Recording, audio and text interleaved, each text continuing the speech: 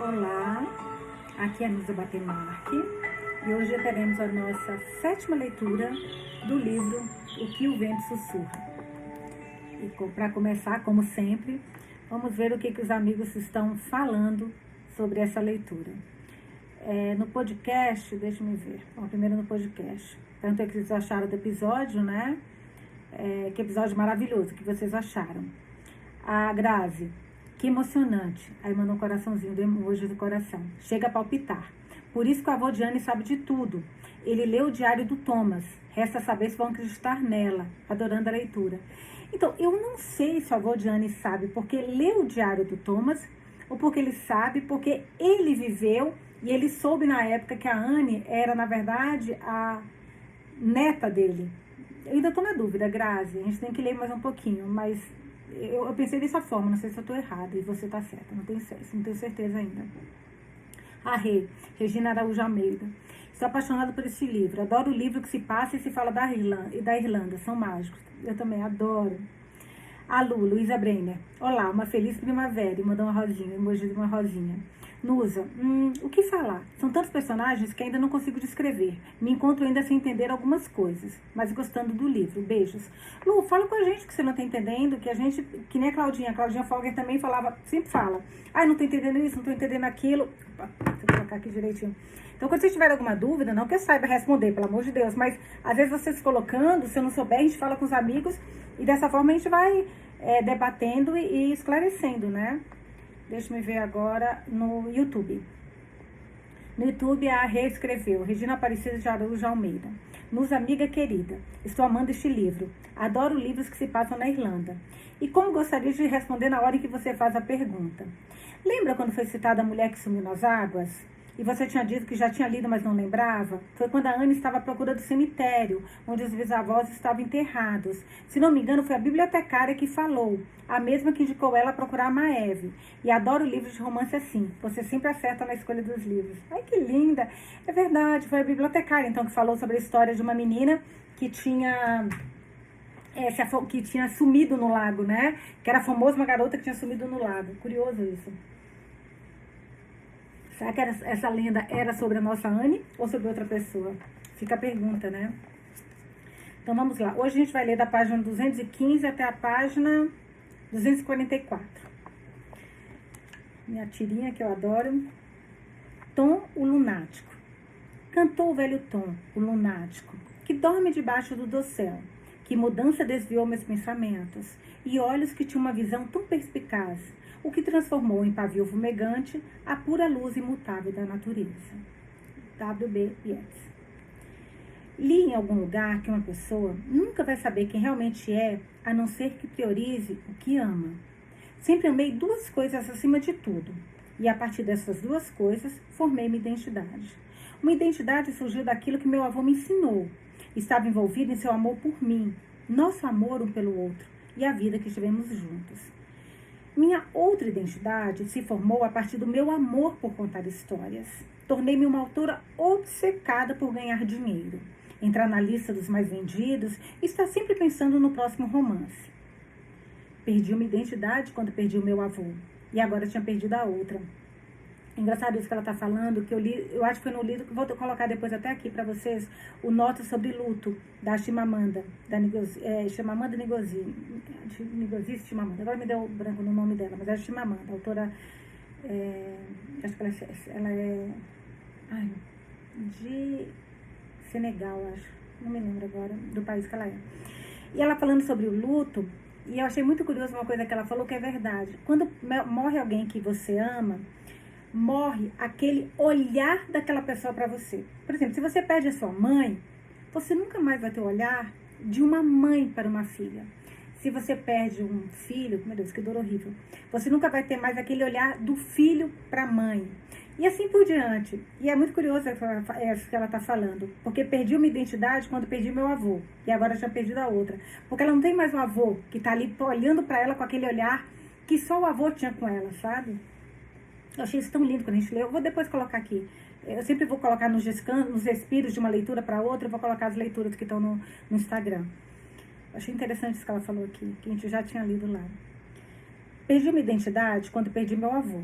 E agora tinha perdido a outra. Eu não era mais Anne Gallagher, autora de best-seller do New York Times. Eu era Anne Gallagher, nascida em Dublin, viúva de Declan, mãe de Ewan, amiga de Thomas. Assumi várias identidades que não eram minhas. E elas começaram a me irritar e desgastar, mesmo quando me esforçava ao máximo para usá-las bem.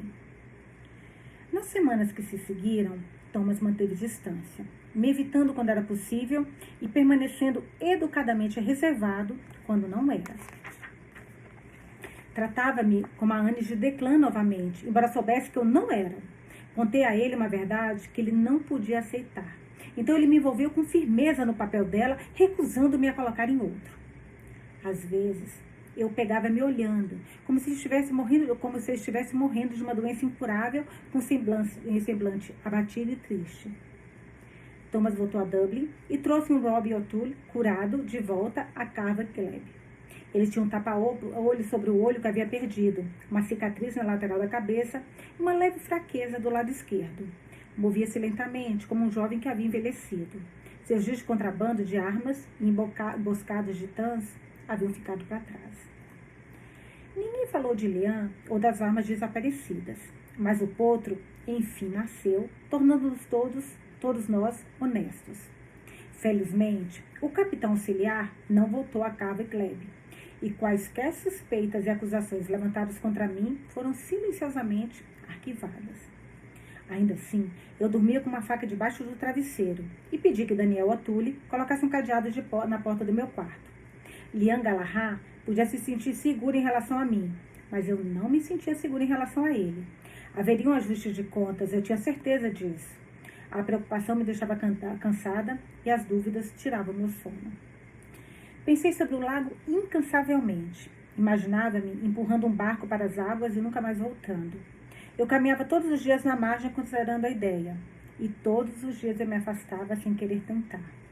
Sem querer deixar Ewan. Sem querer deixar Thomas. Sem querer me deixar. Essa nova Anne. Eu sofria pelo meu avô. O homem, não o menino. Lamentava por minha vida. A autora, não a mulher. Mas a decisão era fácil de tomar. Aqui eu amava. E no final, olha que interessante, e no final eu queria amar mais do que queria voltar. Os próximos anos que viriam e passariam, anos que para mim já haviam passado, pesavam muito sobre mim também. Eu sabia o que estava por vir para a Irlanda. Não sabia com todas as minúcias de detalhes, mas conhecia seu destino acidentado, os conflitos, a luta e as turbulências sem fim. E me perguntava qual a razão de tudo isso. As mortes e o sofrimento. Havia um tempo de luta, mas havia um tempo para parar de lutar também. O tempo não tinha se mostrado útil, não no caso da Irlanda, para que tudo se resolvesse. Ewan era a luz no túnel, sempre escuro, que se fechava ao meu redor. Mas até mesmo essa alegria era ofuscada pela verdade. Amá-lo não era desculpa para mentir para ele. Eu era uma impostora, e toda minha devoção não mudava a realidade. Minha única defesa é que eu não tinha intenção de prejudicar ou enganar. Eu era vítima das circunstâncias, improváveis, impossíveis, inevitáveis, e só podia tirar o melhor proveito disso. Ewan e eu preenchemos vários livros com expedições e aventuras a lugares longínquos. Thomas fez a conexão entre minha confissão em Dublin e as histórias de Ewan. Eu entrara em um barco em Lough Gill e fora parar em outro mundo, assim como o pequeno Ewan em suas histórias. Thomas encarou as palavras e depois olhou para mim, uma luz de compreensão inundando seu rosto. Depois disso, sumiu, e só voltou para ilustrar as histórias quando eu e Ewan já tínhamos ido dormir. Quando não estávamos escrevendo histórias, comecei a ensinar Ewan a dizer as horas, a ler e a escrever. Ele era canhoto, assim como eu. Ou talvez eu fosse canhota, assim como ele. Mostrei a ele como segurar o lápis e formar as letras em pequenas fileiras para que ele estivesse pronto quando começasse a escola, o que aconteceria antes que nós dois gostaríamos. Na última segunda-feira de setembro, Thomas, Ewan e eu caminhamos em silêncio até a escola. Ewan arrastando os pés, insatisfeito com o nosso destino. Você não pode me ensinar em casa, mãe? Ewan gemeu baixinho. Eu ia gostar muito mais. Preciso que sua mãe me ajude nas minhas visitas, Euan, e você vai estar com amigos. Seu pai e eu nos conhecemos quando éramos crianças. Você pode perder a chance de fazer um amigo para a vida toda se for ensinado em casa, disse Thomas. Euan parecia cético.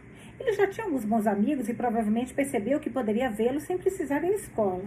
Além disso, Thomas não me levava em suas visitas desde que retornáramos a de Dublin. Ele não queria ficar sozinho comigo. Vou trocar só de óculos, porque esse óculos que eu tô, ele fica caindo toda hora.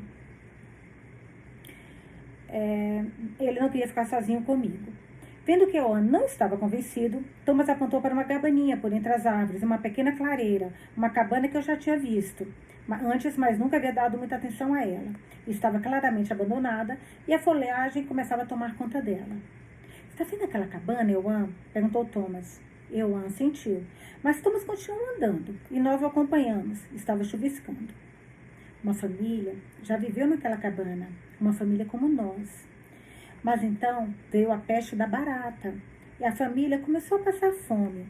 Alguns deles morreram.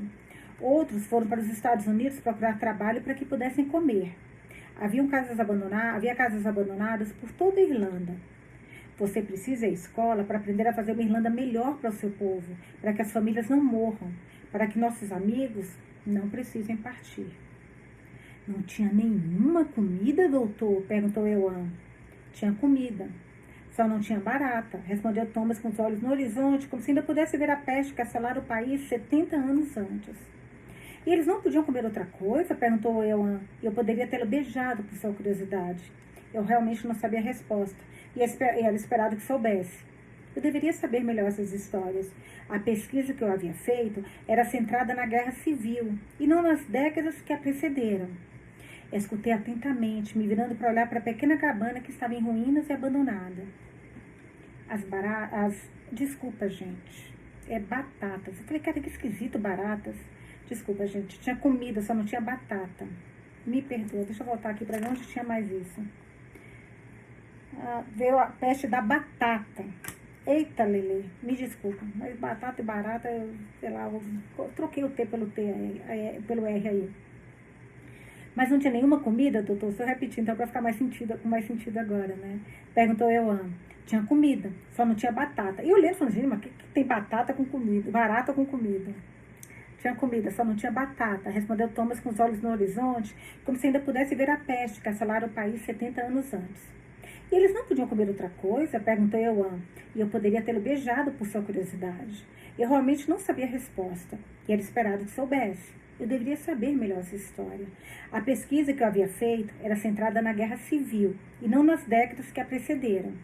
Escutei atentamente, me virando para olhar para a pequena cabana que estava em ruínas e abandonada. As batatas não cresciam, explicou Thomas. Havia uma doença na plantação. As pessoas estavam acostumadas a alimentar suas famílias durante todo o ano com as batatas que cultivavam em seus pequenos jardins. Como as batatas não cresceram, elas não tinham mais nada para comer no lugar. A maioria das famílias tinha um porco, mas sem as batatas, não conseguiam alimentar seus porcos com os restos. Assim, os porcos ou morreram ou foram comidos, antes que ficassem magros demais. E depois, as famílias não tinham mais nada. Os grãos ainda cresciam nos campos dos proprietários ingleses, mas eram vendidos e enviados para fora da Irlanda. As famílias não tinham dinheiro para comprarem grãos nem terra suficiente, tampouco recursos necessários para cultivar seus próprios grãos. Havia gado e ovelhas, mas pouquíssimas pessoas os possuíam. As vacas e as ovelhas engordavam com os grãos e também eram enviadas para fora do país. As carnes e a lã eram vendidas a outros países, enquanto as pessoas mais pobres, a maioria das pessoas na Irlanda, ficavam cada vez mais famintas e cada vez mais desesperadas. As pessoas não podiam roubar? Disse Euan hesitante. Eu roubaria comida se a Nana estivesse com fome. Isso porque você a ama e não queria vê-la sofrer. Mas roubar não é a solução. E qual era a solução? Perguntei baixinho, como se fosse uma pergunta filosófica, um desafio, e não uma indagação verdadeira. O olhar de Thomas estava voltados para mim enquanto ele falava, como se ele quisesse me lembrar, reacender o fogo da causa que outrora ardera tanto em Anne Galahad. Por séculos, os irlandeses foram espalhados ao vento. Tasmânia, Índias Ocidentais, Estados Unidos, comprados, vendidos, criados e escravizados.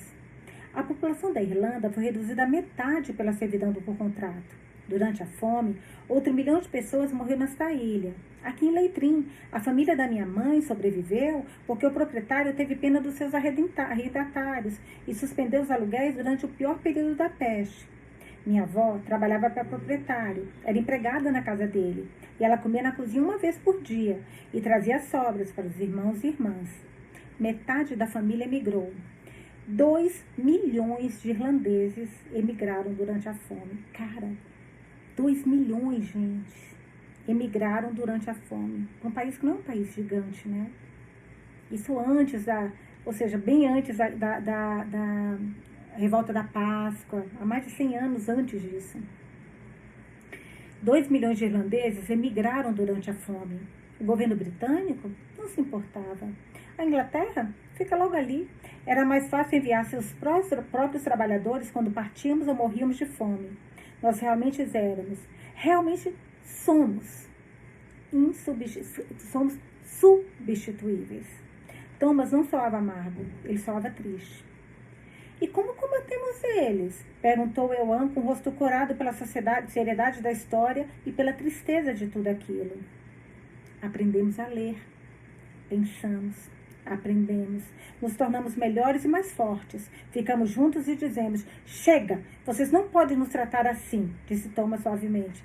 Como falam, né? A ignorância é a melhor coisa que há para qualquer governo corrupto. Porque um povo que pensa, né, gente, não deixa nada passar.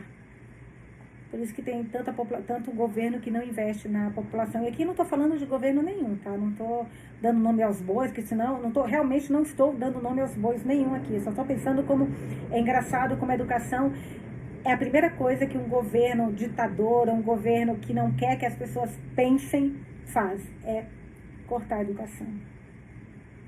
Mas vamos voltar para a leitura. É por isso que eu vou para a escola? Afirmou Euan sério. Sim, é por isso que você vai para a escola, concordou Thomas.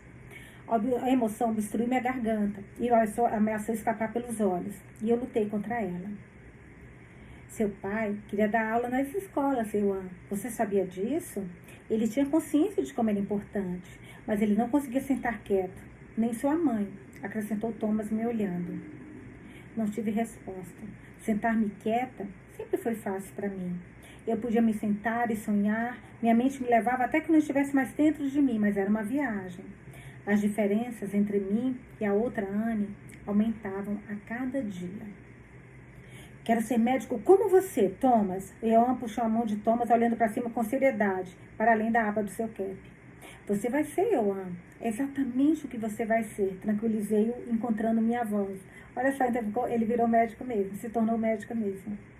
Você vai ser um dos melhores médicos do mundo. E as pessoas vão amá-lo por ser sábio, gentil e tornar a vida delas melhor.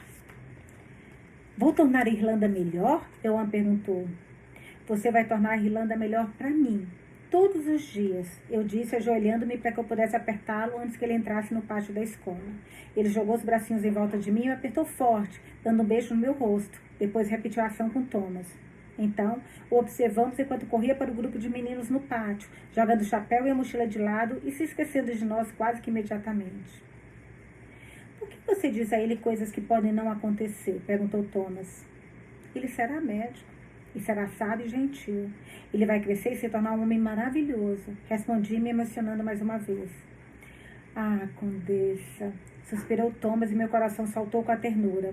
Ele se virou e começou a descer a rua, lançando o último olhar para a pequena escola e para os cabelos brilhantes de Euan. E eu fiz o mesmo. Não é difícil acreditar que ele vai ser este homem. Afinal, ele é filho de Declan, comentou Thomas enquanto caminhávamos. Ele é mais seu filho do que de Declan. Ele pode ter o sangue de Declan, mas ele tem o seu coração e a sua alma. Não diga isso, protestou Thomas como se a ideia fosse uma traição. É verdade. Euan se parece muito com você, Thomas. Suas maneiras, sua bondade, a forma como ele lida com os problemas. Ele é seu. Thomas balançou a cabeça, resistindo. Sua lealdade exigia que ele não recebesse nenhum crédito. Você se esqueceu de como Declan era, Anne? Ele era a personificação da luz, assim como Euan. Não posso esquecer o que nunca conheci, Thomas. Relembrei-o suavemente. Senti-o estremecer, engoli a frustração de volta para meu peito. Caminhamos em silêncio por vários minutos. Suas mãos enfiadas nos bolsos, seu olhar no chão. Mantive os braços cruzados, olhar para frente, mas estava atenta a cada passo que ele dava e a cada palavra que queria dizer. Quando ele finalmente falou, foi como se uma barreira estourasse. Você diz que pode esquecer o que nunca conheceu, mas você é irlandesa, Anne. Você tem a risada de Anne Galahad, tem a coragem dela. Você tem os seus cabelos escuros, enrolados e seus olhos verdes. Você fala a língua da Irlanda e sabe as lendas da história do seu povo. Então você pode me dizer que é outra pessoa, mas eu sei quem você é. Eu podia ver o lago por entre as árvores. O céu tinha ficado escuro e pesado, com a chuva perseguindo as nuvens até que se encolhessem em água, presas entre a água e o vento. Meus olhos ardiam e meu peito apertava. Afastei-me dele e segui meu próprio caminho até o lago. A grama sussurrou as palavras. Eu sei quem você é. Anne, espere! Voltei-me para ele. Eu me pareço com ela. Eu sei. Eu vi as fotos. Somos quase idênticas. As roupas dela servem em mim. Os sapatos também. Mas somos pessoas diferentes, Thomas. E certo, você certamente vê isso. Ele começou a sacudir a cabeça negando. Olhe para mim. Sei que é difícil acreditar. Eu mesma, muitas vezes, não acredito. Fico tentando acordar. Mas, ao mesmo tempo, tenho medo de acordar. Porque se isso acontecer, você terá desaparecido. Anne terá desaparecido. E eu vou estar sozinha de novo. Por que você está fazendo isso? Gritou ele, fechando os olhos. Por que você não olha para mim? Implorei. Por que você não me vê? Thomas ergueu a cabeça e começou a me estudar. Ficamos parados na grama, ao lado da estrada, nossos olhos fixos um no outro, nossas vontades se chocando. Então ele deu um longo suspiro, colocou a mão nos cabelos, virando-se de costas para mim e tornando depois, ainda mais perto, como se quisesse me beijar, me sacudir, me fazer desistir. Eu me sentia como ele.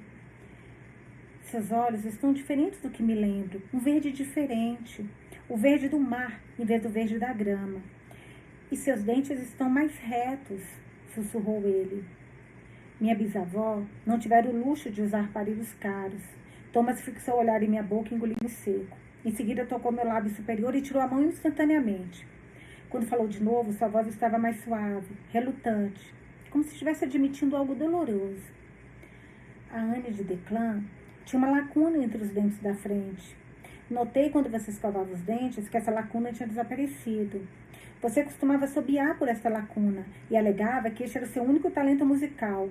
Eu ri, liberando sentimentos angustiantes do meu peito. Eu, definitivamente, não consigo assobiar entre os dentes. Falei, dando de ombros como se isso não importasse.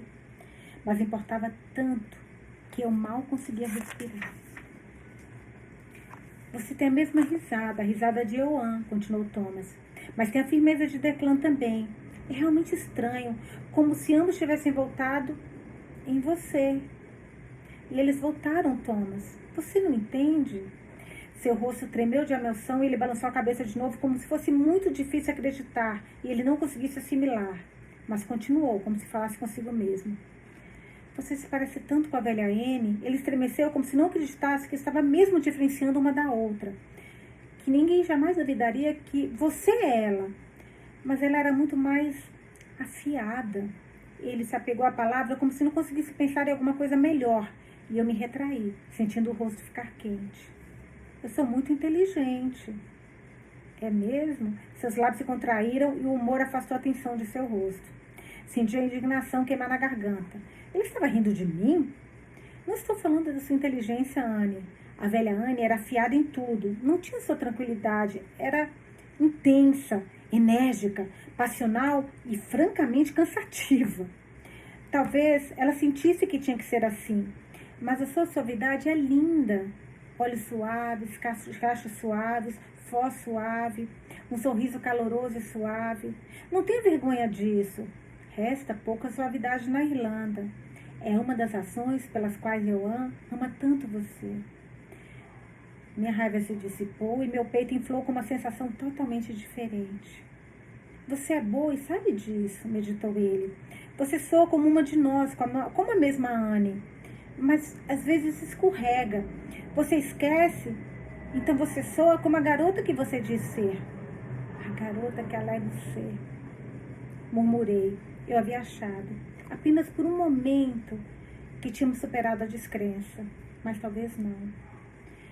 Você acreditar ou não acreditar não torna isso menos verdade, Thomas. Preciso que você finja que sou exatamente quem eu digo que sou. Você pode fazer isso, porque independentemente de você acreditar ou não, de já que estou mentindo, que sou louco, doente, eu sei de coisas que ainda não aconteceram. E não sei metade das coisas que você acha que eu deveria saber. Não sou Anne Finnegan Galahad. E você sabe disso. No fundo você sabe. Não sei o nome dos seus vizinhos, nem dos lojistas da cidade. Não sei arrumar meu cabelo, nem usar essas meias infernais, cozinhar, costurar, dançar. Riverdance, pelo amor de Deus. Puxei a alça do espartilho debaixo da saia e ela estalou contra a minha perna. Thomas ficou em silêncio por um longo momento, pensando com os olhos nos meus. Então seus lábios se curvaram de novo e ele começou a rir. Sua mão pairando perto da boca, como se quisesse parar, mas não conseguisse. O que diabos é Riverdance? Perguntou ofegante. Uma dança irlandesa, você sabe. Com os braços esticados para o lado, comecei a chutar com os calcanhares e arrastar os pés em uma imitação muito pobre de The Lord of the Dance. Riverdance, é? Ele gargalhou. Começou a chutar com os calcanhares também, a deslizar o pé e a pisar com as mãos nos quadris, rindo enquanto eu tentava copiá-lo. Mas eu não conseguia. Ele estava maravilhoso, exuberante, descendo a pequena estrada e dançando em direção à casa, como se eu visse violinos em sua cabeça. O médico taciturno, o desconfiado Thomas, se foi. E quando trovejou e a chuva começou a cair sobre nós, fomos transportados de volta a Dublin, para a chuva e a cadeira de balanço, e a intimidade que eu destruí com verdades impossíveis. Toma uma água só um pouquinho.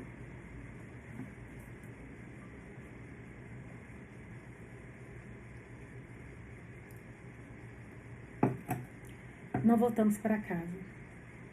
Brigitte e pelo menos 4 O'Toole estariam lá. Thomas me puxou para o saleiro, para o cheiro de feno limpo e relinchar da água e seu novo bebê. Ele trancou a porta depois que entramos, me apoiou contra a parede e colocou a boca perto da minha orelha. Se você é louca, eu também sou. Vou ser Tom, o lunático. Você pode ser a Jane louca, disse ele. Sorri pela sua referência a Yeats, ainda que o meu pulso estivesse acelerado e meus dedos se enrolassem em sua camisa. A verdade é que eu me sinto louco. Tenho enlouquecido lentamente no último mês, disse ele ofegante. Sua respiração bateu em meu cabelo e fez cócegas na minha orelha. Eu não sei o que é certo ou o que é errado. Não consigo enxergar além do amanhã ou da próxima semana. Parte de mim ainda está convencida de que você é Anne de Declan. E me parece completamente errado me sentir do jeito que eu me sinto. Não sou Anne de Declan, apontei com urgência, mas ele continuou, as palavras saindo dos seus lábios, tão próximas que virei o rosto para que pudessem roçar em minha bochecha. Não consigo imaginar para onde você vai e onde esteve, mas estou com medo por você e aterrorizado por mim e por Eoan. Então, se você me pedir para parar, Anne, eu paro. Eu me afastarei e farei o melhor para ser o que você precisa que eu seja. E quando, se você se for, farei o meu melhor para explicar tudo a Eoan. Pressionei a boca em seu pescoço, cheio de veias, e puxei a pele macia entre meus lábios, querendo marcá-lo, absorver a pulsação que latejava abaixo da sua orelha. Seu coração batia forte sobre minhas mãos, que pressionavam seu peito. E algo dentro de mim se cristalizou, como se naquele momento uma escolha tivesse sido feita e eu tivesse entrado em um passado que seria meu futuro. Em seguida, sua boca estava na minha, suas mãos seguravam meu rosto com tanta fã que minha cabeça bateu na parede e os dedos dos meus pés se curvaram e flexionaram, puxando-me para cima, na ponta dos pés, para que eu pudesse alinhar meu corpo a seu. Por longos momentos, foi um choque e um deslizar de bocas que aprendiam a dançar novamente, de línguas que provocavam cantos ocultos e um frenesi que dava lugar ao silencioso fervor. Seus lábios deixaram os meus para aconchegarem-se na base do meu pescoço. Ele deslizou no rosto, ao longo do decote da minha blusa, antes de cair de joelhos. Suas mãos segurando meus quadris, do jeito que ele tinha segurado meu rosto, momentos antes, exigindo minha atenção. Ele se ajoelhou ali, seu rosto voltado para minha parte mais íntima, beijando por cima da minha roupa, criando um calor úmido que serpenteava, sussurrava, chamava por ele. Emitiu um som que ecoaria na minha cabeça por muito tempo depois de o momento passar. um gemido, que implorava por permanência ou conclusão, e ele me puxou para o chão, suas mãos subindo em meus quadris, envolvendo meu tronco, até que eu estivesse deitada debaixo dele. Ele pegou minha saia nas mãos, e eu cerrei os punhos nas ondas amassadas do seu cabelo, e trouxe sua língua para a minha, o calor se espalhando da minha barriga para a pressão das nossas bocas e a mistura da nossa respiração. Então ele se moveu contra mim, indo e vindo dentro de mim como as ondas que batem nas margens de Long Gil, suave e persistente, vindo e recuando e vindo novamente, até que eu só pudesse sentir o líquido batendo e a maré se alongando. Minha boca esqueceu como beijar, meu coração esqueceu como bater, meus pulmões esqueceram porque precisavam de ar. Thomas não esqueceu de nada. Me levantou em sua direção, trazendo vida ao meu beijo, persuadindo meu coração a bater como o dele, lembrando meus lábios de formar o nome dele. Acariciou meus cabelos e seu corpo se acalmou, enquanto a onda recuava e me deixava sem fôlego. E todas as coisas esquecidas foram lembradas. Caraca, que cena, hein? Vamos para o diário agora. 1º de outubro, 1921, página 226. Muitas vezes me perguntei se nós, irlandeses, seríamos quem somos se os ingleses tivessem simplesmente sido mais humanos, se tivessem sido razoáveis, se tivessem nos permitido prosperar. Fomos despojados dos nossos direitos e educados no escárnio. Eles nos trataram como animais e mesmo assim não cedemos. Desde os dias de Cromwell, temos estado sob as botas da Inglaterra e ainda somos irlandeses. Aquilo que a gente sempre fala, né? Quando um império quer dominar o outro. Nomes, língua, cultura, tudo eles mudam. Aí vem a próxima língua. Nossa língua foi proibida e ainda assim a falamos. Nossa religião foi eliminada por toda parte. Tirar a identidade, né, do povo dominado é a primeira coisa que qualquer império faz quando quer dominar o outro. Nossa religião foi eliminada por toda parte e ainda praticamos. Quando o resto do mundo experimentou uma espécie de reforma, abandonando o catolicismo por uma nova escola de pensamento e ciência, nós não cedemos. Por quê? Porque isso teria significado que os ingleses venceram. Somos católicos porque eles nos disseram que nós poderíamos ser. O que você tenta tirar de um homem, ele vai querer ainda mais. O que você disser a ele que não pode ter, ele vai desejar ardentemente. A única rebelião é termos nossa própria identidade. A identidade de Anne é sua própria rebelião e ela se recusa a abandoná-la. Olha que bela analogia, que bela analogia. Por um mês, eu me vi em uma briga constante com meu coração, com minha cabeça, com ela, ainda que mal lhe tenha dirigido a palavra. Silenciosamente o chantageei, pedi, implorei e persuadi. E ela se manteve firme, insistente em seu absurdo. Eu disse ao meu coração que não poderia tê-la, e o irlandês dissidente do meu sangue se levantou e disse que ela era minha. No momento em que me rendi, abraçando o impossível, o destino tentou levá-la mais uma vez. Ou talvez o destino tenha simplesmente tirado o véu dos meus olhos. Anne estava brincando com Ewan perto do lago, entrando e saindo das suaves ondas que se formavam, com a saia levantada do modo que teria chocado Brigitte se os tivesse chamado para jantar ela mesma. Levantei-me querendo apenas olhar para ela por um instante, desfrutar do brilho das suas pernas claras com o fundo cinza do lago. Ela faz meu coração doer da melhor maneira possível. E eu observei dançar com Ewan, enquanto eles riam sob a luz que se esvaía, seus cachos caindo e suas pernas cheias de energia chutando a água. Em seguida, Ewan, com os braços ao redor da bola vermelha que ganhara dos O'Tooleys em seu aniversário, tropeçou e caiu, ralando seus joelhos na areia pedregosa e perdendo a bola. Anne o levantou. E eu comecei a descer o barranco, meu devaneio interrompido pelas lágrimas dele. Mas Ewan estava menos preocupado com seu machucado do que com a bola que flutuava para longe. Ele gritou, apontando imediatamente Anne, colocou de volta no chão e correu para recuperá-la antes que estivesse longe do alcance. Ela entrou correndo no lago, com os joelhos erguidos, segurando a saia para protegê-la do inevitável. A bola flutuava fora do seu alcance. Anne se distanciou um pouco mais, esforçando-se para alcançá-la. E a bola a atraiu ainda mais para o fundo. Comecei a correr, tomado por um medo irracional, gritando para que ela desistisse da bola. Ela avançou ainda mais, soltando as saias e mergulhando da cintura para baixo, caminhando em direção à esfera vermelha oscilante.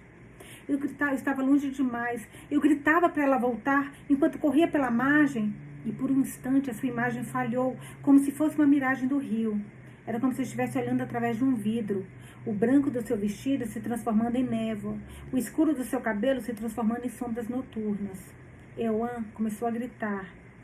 O som ecoou na minha cabeça enquanto eu corria na direção à forma de Anne que se desfazia, gritando para que ela voltasse, para que ficasse.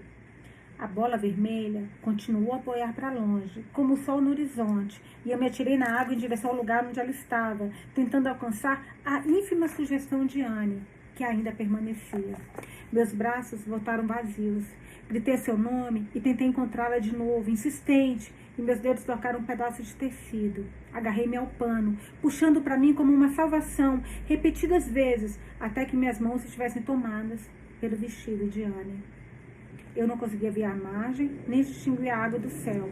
Estava preso entre o agora e o depois, com os pés na areia movediça, envolto em um completo branco. Podia senti-la, suas costas, suas pernas, mas eu não conseguia vê-la. Apertei os braços em torno da sua forma, me recusando a renunciar. E comecei a andar em direção aos gritos de Euan, uma sirene em meio à névoa, trazendo-a de volta para mim. Então ouvi dizer meu nome, um murmúrio na névoa, e o branco começou a se dissipar. A margem se mostrou e Anne ficou inteira em meus braços. Segurei seu corpo contra meu peito o mais alto possível. Quase que ela foi embora, hein, gente? Caraca! Mantendo-a fora da água e das mãos do tempo. Quando caímos na areia pedregosa, nos abraçamos. Tem umas palavras que são trava-língua, né? Euan se juntou a nós, agarrando-se a Anne e a mim. Onde você foi, mãe? Gritou ele. Você me deixou. O doutor me deixou também. Euan, acalmou Anne. Estamos todos bem. Estamos aqui. Mas ela não negou o que o menino havia testemunhado. Deitamos, ofegantes, pernas, braços, roupas, sensação de segurança, até que nosso coração começou a se aquietar e a sensação de realidade voltou. Euan sentou-se, seu medo já esquecido, e apontou feliz para a bola inocente que havia encontrado o caminho de volta para a margem. Ele se desenroscou, liberando-nos dos seus braços agarrados e de suas perguntas sem resposta. E então saiu, pegando sua bola em direção ao aterro. Brigitte estava cansada de esperar para o jantar e nos chamou por entre as árvores que separam a casa do lago. Mas ela teria que esperar um pouco mais. Você estava lá, entrando nas águas, sussurrei. Então começou a desvanecer como um reflexo em vidro grosso e eu sabia que você ia desaparecer. Você estava indo embora e eu nunca mais iria vê-la novamente. Eu havia chegado a um acordo com o impossível. Havia me juntado à rebelião de Anne. Caraca, gente. Ele viu que era verdade.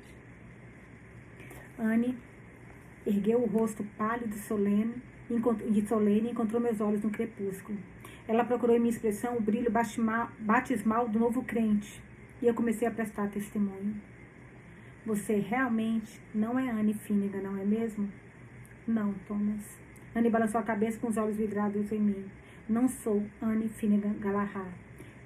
Não sou Anne Finnegan Galahad. Era minha bisavó.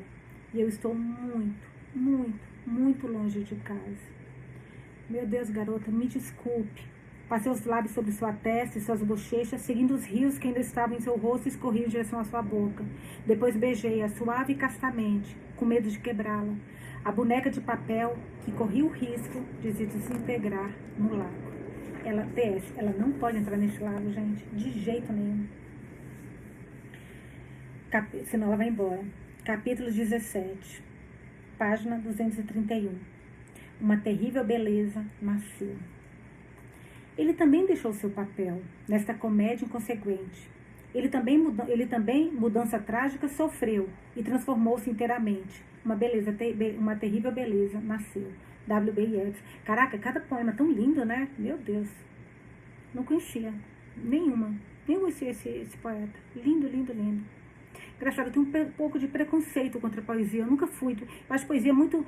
Olha que louco, piegas, né? Eu falava, poesia é coisa muito piegas. Mas eu tô lendo essas coisas aqui...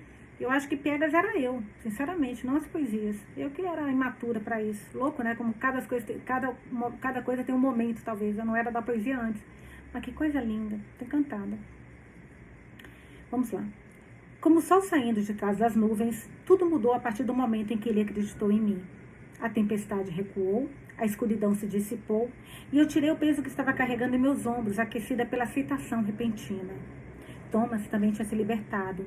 Ele fora libertado por seus próprios olhos e começou a carregar meus segredos comigo, colocando o peso deles em seus ombros, sem reclamar. Ele tinha 1 milhão de perguntas, mas nenhuma dúvida. Olha que legal, ele tinha 1 milhão de perguntas. Cara, que frase linda.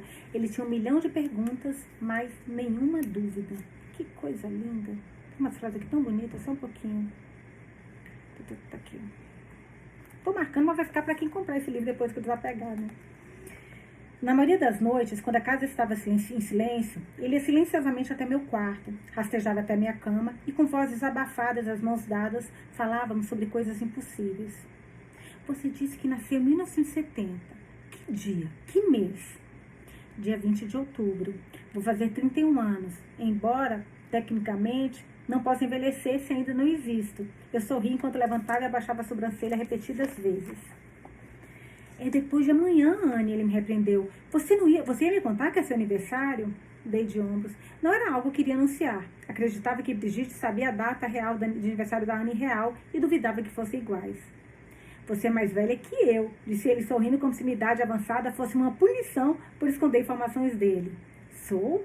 Sim, faço 31 no Natal. Você nasceu em 1890. Eu nasci em 1970. Você ganhou de mim por 80 anos, velhinho. Provoquei. Estou na Terra 2 meses a menos que você, Condessa. Você é mais velha. Eu ri e sacudi a cabeça e ele se apoiou no cotovelo, olhando para mim. O que você fazia? O que a Anne de 2001 fazia?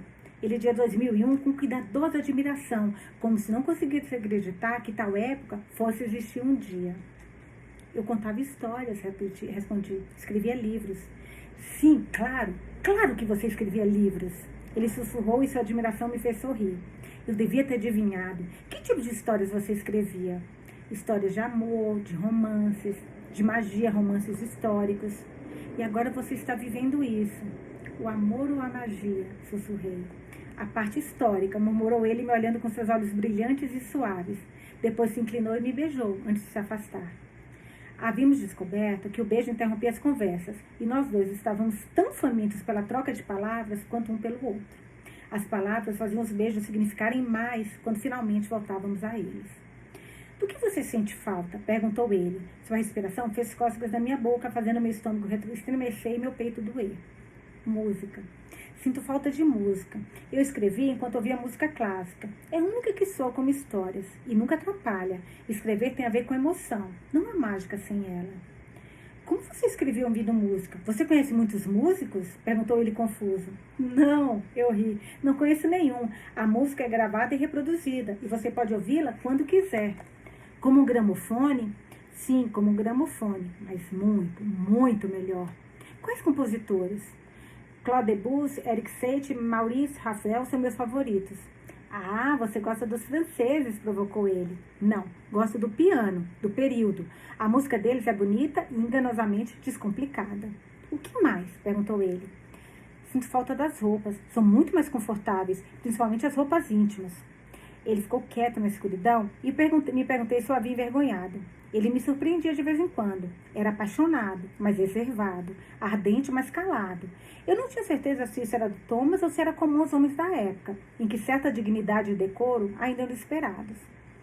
E muito menores também, murmurou ele limpando a garganta. Você notou? A doce dor começou de novo. Eu tentei não notar. Suas roupas e os furos nas suas orelhas e milhões de outras pequenas coisas eram fáceis de racionalizar e ignorar quando sua própria presença era tão inacreditável. Acreditamos no que faz mais sentido. Quem eu sou não faz sentido, eu disse. Conte-me mais. Como é o mundo daqui a 80 anos?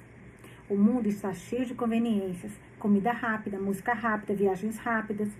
E por causa disso ele se tornou um lugar muito menor. As informações são facilmente compartilhadas. Ciência e inovação crescem a passos largos no próximo século. Os avanços médicos são surpreendentes. Você estaria no céu, Thomas. Descobertas com vacinas, antibióticos são tão milagrosas quanto uma viagem no tempo. Quase. Mas as pessoas ainda leem? Murmurou ele. Sim, ainda bem. Elas ainda leem livros, eu ri. Não há melhor fragata que um livro para nos levar à terra distante, citei. Emily Dickinson, pontuou ele. Ela é uma das minhas favoritas. Você ama Yeats também? Amo Yeats acima de tudo. Você acha que consigo encontrá-lo algum dia? Perguntei metade sério e metade brincando. A ideia de encontrar William Butler Yeats acabara de me ocorrer. Se pude encontrar Michael Collins, poderia encontrar Yeats com certeza. O homem cujas palavras me fizeram querer ser escritora. Pode ser arranjado, murmurou Thomas. As sombras no meu quarto eram suaves e iluminadas pela lua, atenuado, mas não obscurecendo a expressão de Thomas. Suas sobrancelhas estavam franzidas, e eu analisei o pequeno sulco entre os olhos, encorajando-o a libertar o pensamento preocupante que pairava ali. Tem alguém esperando por você, Anne? Alguém nos Estados Unidos que a ama acima de tudo? Um homem? Sussurrou ele. Ah, então esse era o medo. Comecei a balançar a cabeça antes mesmo que as palavras deixassem meus lábios. Não tem ninguém. Talvez fosse ambição, talvez egocentrismo, mas nunca fui capaz de dar a ninguém a energia e foco que dava ao meu trabalho. A pessoa que mais me amou no mundo não existe mais em 2001. Ele está aqui. Uau, eu amo, disse Thomas. Acho que fosse o Thomas. Sim. Essa é uma coisa mais difícil de imaginar. Meu rapazinho cresceu e se foi. Ele suspirou. Não gosto de pensar nisso. Antes de morrer, ele me disse que amava você quase tanto quanto me amava. Disse que você era como um pai para ele, e eu nunca soube. Ele o guardou em segredo, Thomas. Eu não sabia nada sobre você, até aquela última noite. Ele me mostrou fotos minhas e suas. Eu não entendi. Eu achei que eram as fotos da minha bisavó. Ele também me deu o livro, o seu diário. Li os primeiros registros. Li sobre a revolta da Páscoa, sobre Declan e Anne e sobre como você tentou encontrá-la. Gostaria agora de ter lido tudo. Talvez seja melhor você não ter lido, murmurou ele. Por quê? Porque você saberia de coisas que ainda não escrevi. É melhor deixar algumas coisas por descobrir. É melhor deixar alguns caminhos desconhecidos.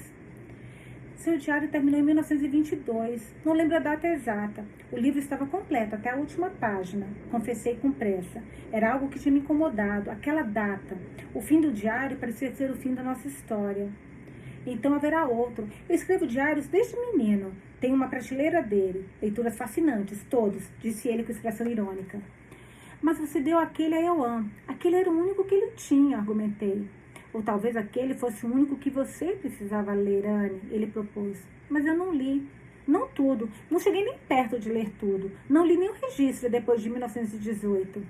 Então, talvez fosse o único que Ioan precisava ler, raciocinou ele lentamente. Quando eu era garota, eu implorei que ele me levasse à Irlanda. Ele disse que não era seguro, relatei.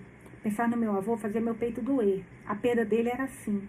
De repente, uma memória sua passava na minha cabeça, na ponta dos pés, me lembrando de que ele se fora e que eu nunca mais estaria com ele. Chimamanda Ngozi. Ai, tem o nome da autora agora, que eu queria tanto falar com vocês da Notas de Luto, porque ela está falando aqui. Eu pensei no avô, pai, porque Nota sobre Luto que eu vou trazer depois, a Chimamanda Ngozi. Ai, caramba, me deu branco. Eu queria tanto lembrar com vocês, que é tão lindo o livro. Foi quando ela perdeu o pai na pandemia que ela fez o livro. É lindo. Mas vamos lá. De repente, uma memória sua passava na ponta dos pés, me lembrando de que ele se fora. E ela fala sobre isso nesse livro. E de que nunca mais estaria com ele. Pelo menos, não do jeito que ele era, do jeito que éramos. Você pode culpá-lo, Anne? O meu menino viu você desaparecer no lago. Ficamos ambos em silêncio. A lembrança do espaço em branco entre as épocas, fazendo com que chegássemos mais perto um dos outros e nos agarrássemos. Deitei a cabeça em seu peito e seus braços me envolveram. Serei como Oxin? Murmurei. Vou perder você assim como ele perdeu Nin?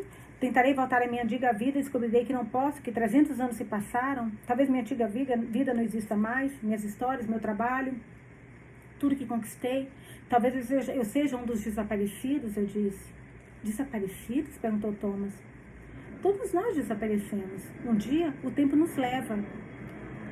Você quer voltar para casa, Anne? Perguntou Thomas. Sua voz era gentil, mas eu podia sentir a tensão no peso dos seus braços. Você acha que eu tenho escolha, Thomas? Eu não escolhi, eu pensei nisso também, eu não acho que está na mão dela, sabia? Vocês pensaram nisso? Eu falei, cara, acho que ela não tem poder sobre isso. Você acha que eu tenho escolha, Thomas? Eu não escolhi vir. E daí se eu não posso escolher se volto ou não? Minha voz estava tímida e pequena. Eu não queria acordar o tempo ou o destino com minhas reflexões. Não vá até o lago, ele implorou. Se você ficar longe do lago, sua voz foi sumindo. Sua vida pode ser aqui, Anne. Se você quiser, sua vida pode ser aqui. Eu pude ouvir a atenção em sua voz, sua relutância em me pedir para ficar, embora tivesse certeza de que era o que ele queria. Uma das melhores coisas de ser escritora, de ser uma contadora de histórias, o fato de que isso pode ser feito em qualquer tempo e lugar, sussurrei. Só preciso de um lápis e um pouco de papel. Ah, garota, murmurou ele, protestando contra minha resignação, mesmo que seu coração batesse mais forte contra meu rosto. Eu amo você, Anne de Manhattan. Amo. Tenho medo que o amor só nos traga dor, mas não muda a verdade agora. Muda? E eu amo você, Tom de Dromer-Hair. Respondi superficialmente e sem vontade de falar sobre dores ou verdade duras. Seu peito retumbou de tanto rir. Toma de Dromer-Hair, isso sou eu, e nunca serei nada além disso. Nian foi tola, Thomas. Ela devia ter avisado ao próprio Shin o que aconteceria se ele colocasse os pés em solo irlandês.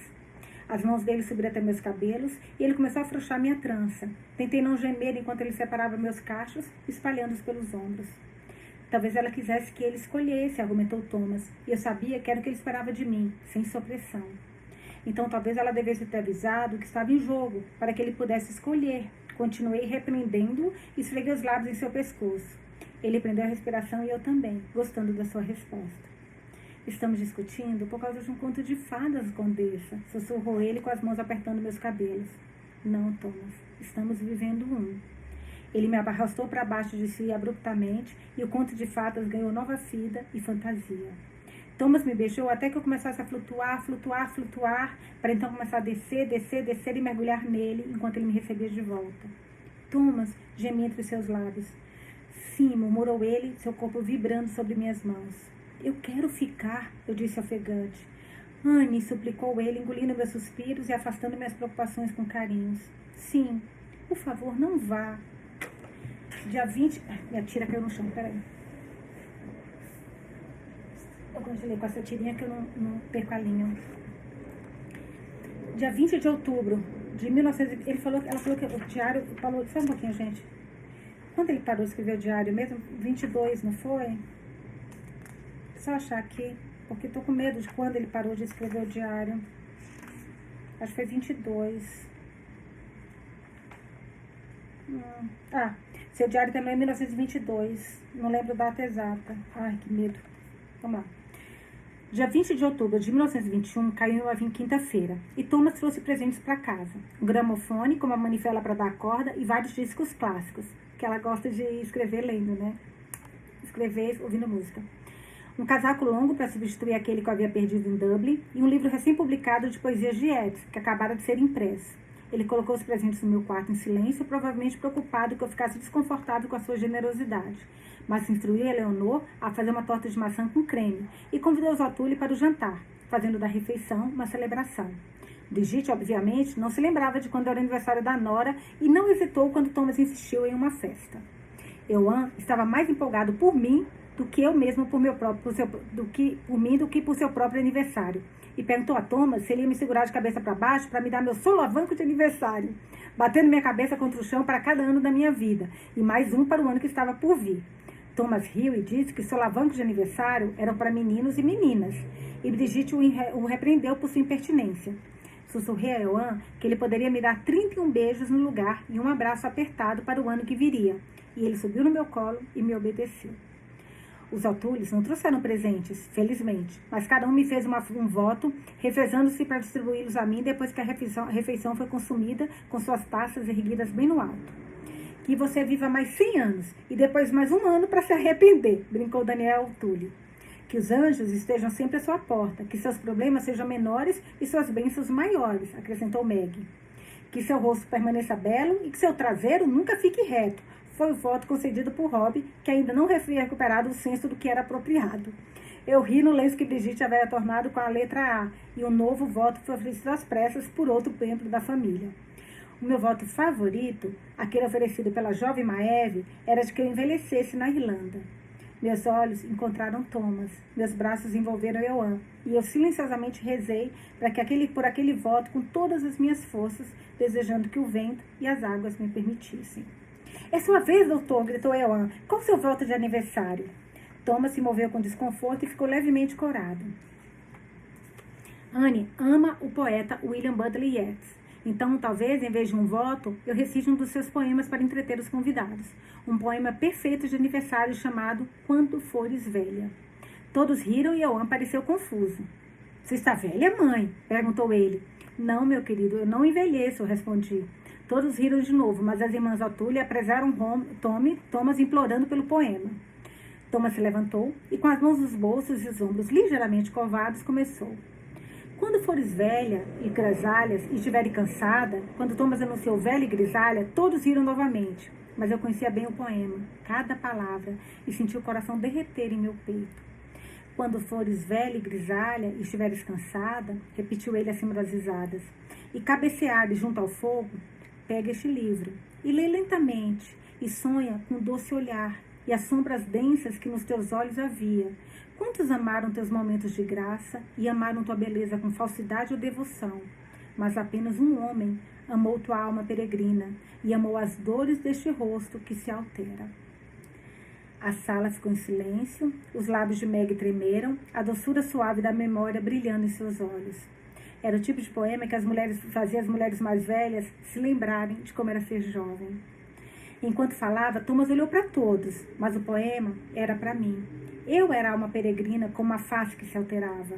Ele terminou refletindo sobre como o amor fugiu e passou por cima das montanhas adiante e escondeu sua face em meio de muitas estrelas. Todos aplaudiram e bateram os pés e Thomas curvou-se alegremente, aceitando os elogios. Ele procurou meu olhar antes de se sentar. Quando desviei os olhos, deparei com Brigitte me observando, com uma expressão especulativa e as costas rígidas. Quando eu era menina, meu avô, que se chamava Euan, também não me pedia votos de aniversário dele, me pedia uma história, quando hesitante e ansiosa por uma distração. Era a nossa tradição especial. Euan bateu palmas de alegria. Eu amo essas histórias, gritou ele. Todos riram de sua empolgação, mas tive que me segurar para não me enterrar o rosto em seus cabelos ruivos e chorar. O amor de Euan por minhas histórias foi onde tudo começou, e de alguma forma o tempo e o destino nos deram mais um aniversário juntos. Conte-nos a história de Donal e do rei com orelhas de burro, pediu Euan. E com o incentivo de todos, foi exatamente o que eu fiz, mantendo a tradição viva. Thomas não conseguia encontrar Lian. Ele havia deixado seu emprego nas docas logo depois de afirmar que as armas tinham desaparecido e os homens com quem ele trabalhava não pareciam preocupados com seu paradeiro. Brigitte disse que ele tinha ido para Cork, para a cidade portuária de Oak Hall, mas ela tinha apenas uma carta escrita às pressas, poucas linhas, e a promessa de que escreveria com seu nome assinado na parte inferior. Brigitte especulou que ele tinha encontrado um emprego melhor nas docas mais movimentadas, mas sua partida abrupta fizera todos estranharem. Eu não tinha ideia do que Brigitte sabia sobre essa atividade de Lian, mas dei a ela o benefício da dúvida. Ele era seu filho e ela o amava. Eu não usaria os atos dele contra dela. Só estava aliviada que ele tivesse ido embora, mas Thomas estava preocupado com o que isso significava. Eu não consigo proteger você de uma ameaça que eu não entendo, disse ele em certa ocasião depois de darmos boa noite a Euan. Saímos para caminhar no escuro do outono, esmagando as folhas recém-caídas e evitando a margem do lago. Nenhum de nós queria visitar o lago. Você realmente acha que eu preciso ser protegida? Lian não era o único no barco. Não, havia outros dois também. Como eles eram? Consegue descrevê-los? Todos eles usavam o mesmo cap, o mesmo estilo de roupa, tinham mais ou menos a mesma altura e idade. Acho que um tinha a pele mais clara, olhos azuis e a barba purvazê. O outro era mais pesado, eu acho. Tinha bochechas mais cheias e vermelhas. Não deu para ver a cor do cabelo. Ele estava concentrado em Lian, na arma. Já alguma coisa, eu acho. Então não me vê ninguém em mente, embora não me vê ninguém em mente, disse ele preocupado. Lian ficou muito chocada ao me ver. Você acha que foi apenas surpresa ou medo que o fez atirar? Questionei. Fiquei chocado quando a vi também, Anne, mas atirar em você nunca passou pela minha cabeça, murmurou Thomas. Você pode ficar quieta e não dizer nada, mas todos eles sabem que você os viu e você não está segura. Lian acha que você é uma espiã. Ele parecia um pouco fora de si quando me falou que você não era Anne. Porém, ver que ele estava certo só me deixa mais ansioso e desesperado para encontrá-lo. Mike é de Cork. Talvez ele conheça alguém que possa procurar. Eu me sentiria melhor se tivesse certeza de que Lian está em Oak Hall. Você acha que foi ele que pegou as armas, Thomas? Perguntei expressando uma suspeita que tivera desde o início. Adivinhar tramas era a minha especialidade. As armas eram dele mesmo, de sua responsabilidade. Pelo menos. Por que ele mentiria sobre as armas terem sumido? para levantar suspeitas sobre mim. Ele sabe o que ele fez, Thomas. Ele sabe que tentou me matar no lago. Talvez ele queira que eu pareça louca, ou talvez ele saiba que se me pintar de traidora, de espiã, ninguém vai dar ouvidos se eu o acusar. Era só mudar as armas de lugar quando ninguém estivesse olhando, exatamente o que ele pretendia fazer. E depois falar a Daniel que elas tinham desaparecido. Daniel não iria saber, você não iria saber, e a acusação dele teve o efeito que ele pretendia. Fez você ficar desconfiado de mim, ou mais cauteloso. Isso faz tanto sentido quanto qualquer outra coisa. Thomas ficou em silêncio pensando, então se sentou, cansado, no muro baixo de pedra que separava o gramado das árvores, descansando a cabeça nas mãos. Quando falou de novo, sua voz estava hesitante, como se temesse minha resposta. O que aconteceu com ela, Anne? Com a Anne de Declan? Você sabe tantas coisas. Aconteceu alguma coisa que está com medo de me contar? Sentei-me ao seu lado e peguei sua mão. Não sei o que aconteceu, Thomas. Eu contaria se soubesse. Eu nem sabia que Declan tinha irmãos mais velhos e uma irmã. Acho que sou como qualquer irlandês ou irlandesa. Tenho um primo nos Estados Unidos também. Achava que Ewan e eu fôssemos os últimos Galahad. Seu diário, a descrição da revolta da Páscoa e a participação deles nisso foi a imagem mais completa que já tive dos meus bisavós. Ewan nunca falou deles. Para ele, eles não existiam além de alguns fatos e fotos. Cresci acreditando que Anne morreu na revolta, ao lado de Declan. Nunca foi uma pergunta. Em 2001, os túmulos deles pareciam os mesmos de agora, sem o líquen. Os nomes deles estão na lápide, lado a lado. As datas não foram alteradas. Ele ficou em silêncio por um longo tempo, pensando em tudo o que isso significava. A triste verdade é que quando as pessoas saem da Irlanda, raramente voltam. Thomas suspirou. E nunca sabemos o que acontece com elas. Morte ou emigração, dá no mesmo.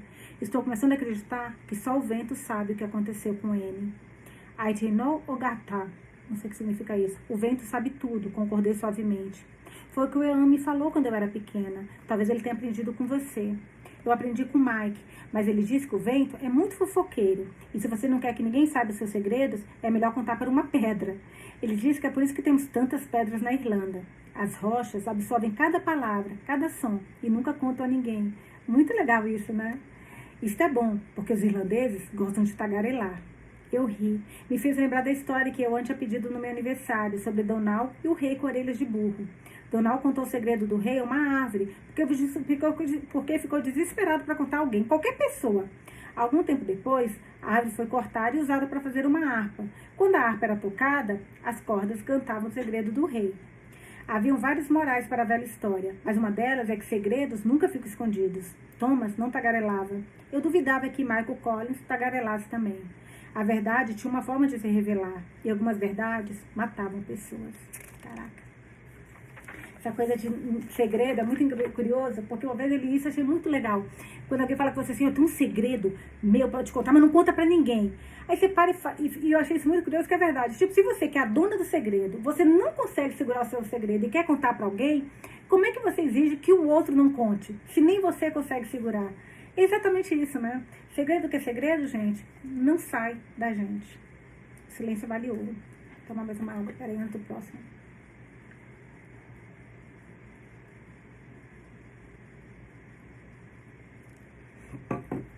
27 de novembro de 1921, página 242.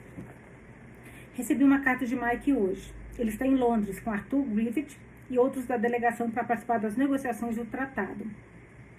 Metade da delegação irlandesa se ressente da outra metade, e cada parte acha que tem razão. As divisões do grupo foram feitas por De Valera e estão sendo exploradas pelo primeiro-ministro Lloyd George.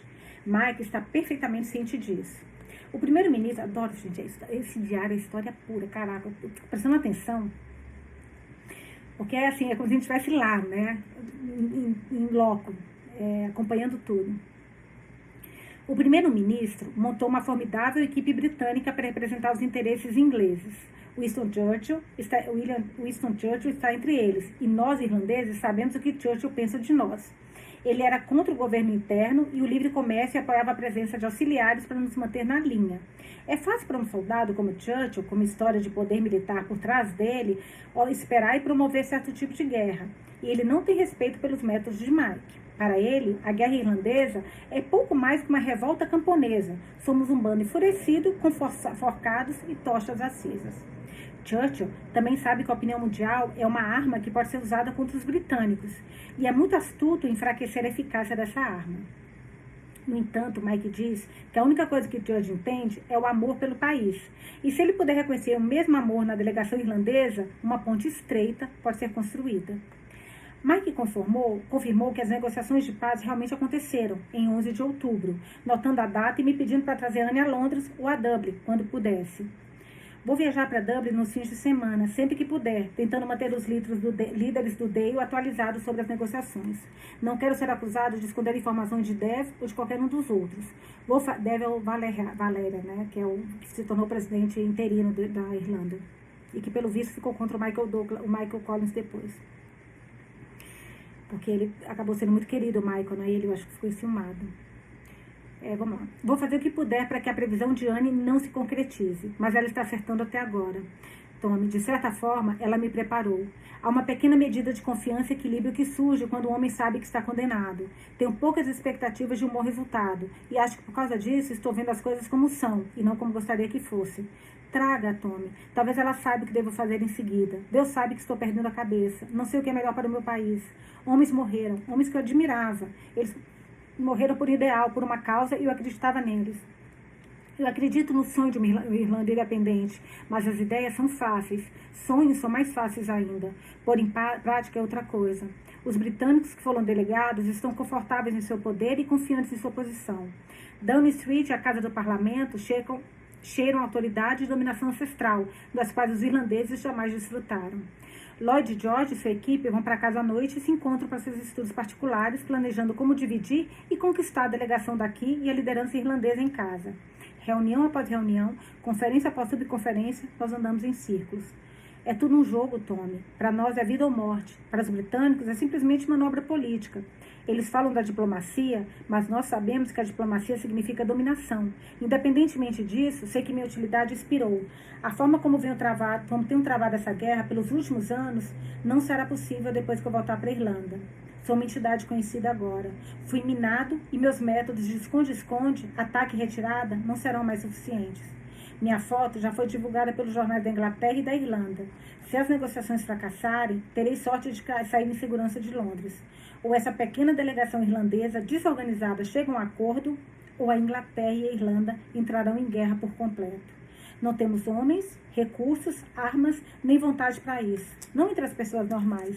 Elas querem liberdade. Elas se sacrificaram muito por isso, mas não querem ser massacradas. E eu não posso, em sã consciência, ser o homem que as condena a esse destino, disse ele. A carta me fez chorar. Chorar por meu amigo, por meu país e por um futuro que parece mesmo ser muito sombrio. Ligo todos os dias para ler o Irish Times, colado na vitrine da loja de departamentos, Lions. Mas Anne não me perguntou sobre o processo. É como se ela estivesse simplesmente esperando, calma e resignada. Ela já sabe o que vai acontecer e seu conhecimento é um fardo que ela tenta carregar em silêncio. Quando eu disse a Anne que Mike pediu por ela, ela concordou prontamente em ajudar com o que pudesse, embora eu tivesse que mostrar a carta para fazê-la acreditar. Parte dela ainda está convencida de que ele a quer morta. Anne derramou lágrimas quando leu seu melancólico resumo, assim como eu fizera, e eu não tinha palavras para consolá-la. Em vez disso, ela se pôs entre meus braços e me confortou. Eu a amo com uma intensidade de quem não considerava capaz. E Edson escreve sobre estar completamente mudado. Eu estou completamente mudado. Embora o amor tenha de fato uma beleza terrível, principalmente devido às circunstâncias, só posso me deleitar em toda a sua grandiosidade sangrenta. Quando não estou preocupado com o destino da Irlanda, estou planejando um futuro que gira em torno dela, pensando em seus seios brancos e nos arcos altos dos seus pés pequenos, na forma como seus quadris se alargam, em como sua pele é uma seda atrás da orelha e na parte interna das coxas. Penso na maneira como ela abandona o sotaque irlandês quando estamos sozinhos e como suas vogais e os T's suavizados criam uma honestidade entre nós que não existia antes. O sotaque americano combina com ela. Então começa a pensar que a maternidade combina com ela também. E como sua barriga ficaria grande com o nosso filho. Alguém para eu amar e cuidar. Ele precisa de um irmão.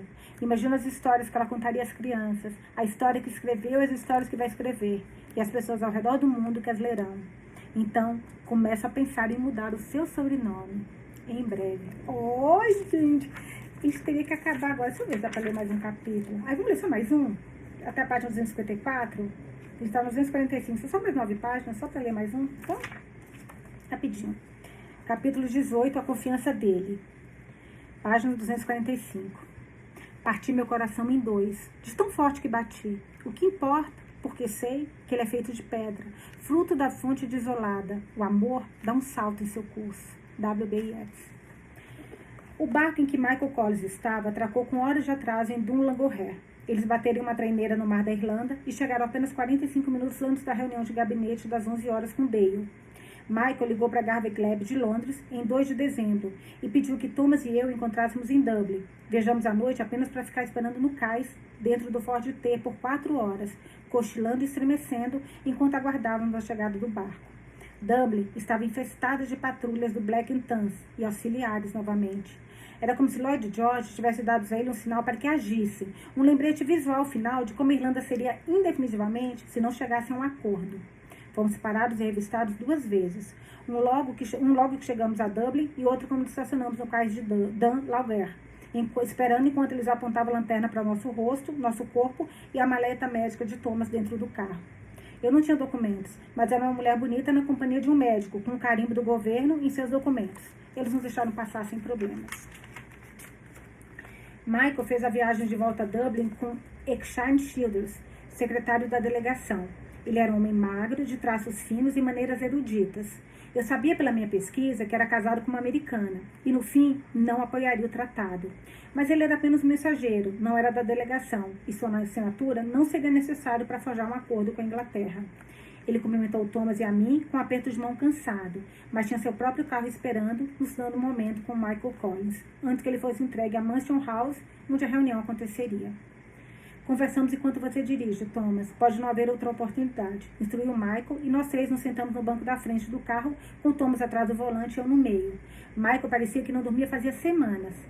Ele sacudiu o casaco e penteou o cabelo enquanto Thomas dirigia. Diga-me, Anne, exigiu Michael, o que acontece agora? O que de bom pode resultar dessa viagem infernal? Eu tinha passado a noite tentando me lembrar dos detalhes intrincados da linha do tempo, e só pude recordar as idas e vindas gerais que ocorreram entre o início das negociações, em 11 de outubro, e a subsequente assinatura do tratado, outro contrato social, como às vezes era chamado, nos primeiros dias de dezembro. Essa reunião em Mansion House não soou na minha memória como produtiva ou crucial. Havia poucas informações sobre ela, exceto quando era referida em debates subsequentes. Era o começo do fim, mas as brigas só se intensificariam nas próximas semanas. Os detalhes são difíceis, comecei, mas haverá raiva no juramento de fidelidade à coroa que Lloyd George está exigindo.